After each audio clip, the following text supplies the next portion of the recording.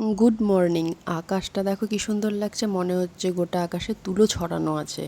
কদিন আগে আমাবস্যা গেল, তাই কালী মন্দিরটা কি সুন্দরভাবে সাজিয়েছে। কালী মন্দিরে অনেক রকমেরই দেবতা আছে। আর এইখানে আমার শাশুড়ি মা বেদানা ছাড়িয়ে রেখেছে। বেদানাটা দেখো রক্তই নেই, মানুষকে কি এর রক্ত দেবে। চলে গেলাম মেয়েকে স্কুল থেকে আনতে।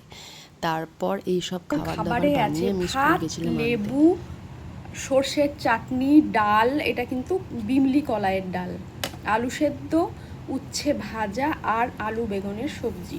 আলু বেগুনের সবজি আমার খেতে অতটা ভালো লাগে না, আমার আলু সেদ্ধ আর বিমলির ডাল খেতে খুব ভালো লাগে। আর করলা ভাজাও মোটামুটি ভালো লাগে।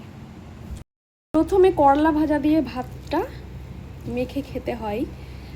করলা ভাজা বলে না, তেতো যেটা থাকে, প্রথমে তেতো দিয়ে ভাত মেখে খেতে হয়, তারপর শাক দিয়ে ভাত মেখে খেতে হয়।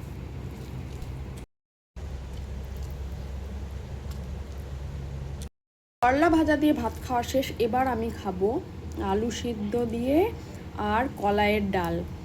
কলাইয়ের ডালে লেবু খেতে হয় না, অনেকজন লেবু খায় না, কিন্তু আমার লেবু খুব ভালো লাগে খেতে। তাছাড়া গরমের দিন আমি সবসময় লেবু খাই।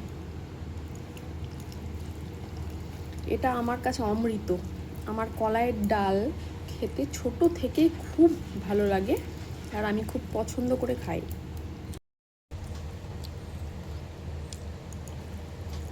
কলাইয়ের ডাল দিয়ে ভাত, শুধু আমার না, আমার শাশুড়ি মায়েরও কলাইয়ের ডাল ভীষণ পছন্দের। চাটনি আমার দারুণ লাগে খেতে।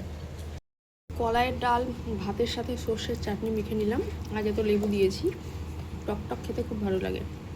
তোমাদের কাদের কাদের কলাইয়ের ডাল খেতে আমার মতো ভালো লাগে অবশ্যই কমেন্টে জানাবে। ঘরের মধ্যে যা গরম, ছাদে হাওয়া দেখে ভালো লাগলো। ওই যে দূরে চিলগুলো উঠছে, ওদের দৃষ্টিশক্তি এত প্রখর যে এখানে যদি কোনো মুরগির বাচ্চা কিংবা ছোট খরগোশ থাকে, ছো মেরে এসে নিয়ে যাবে।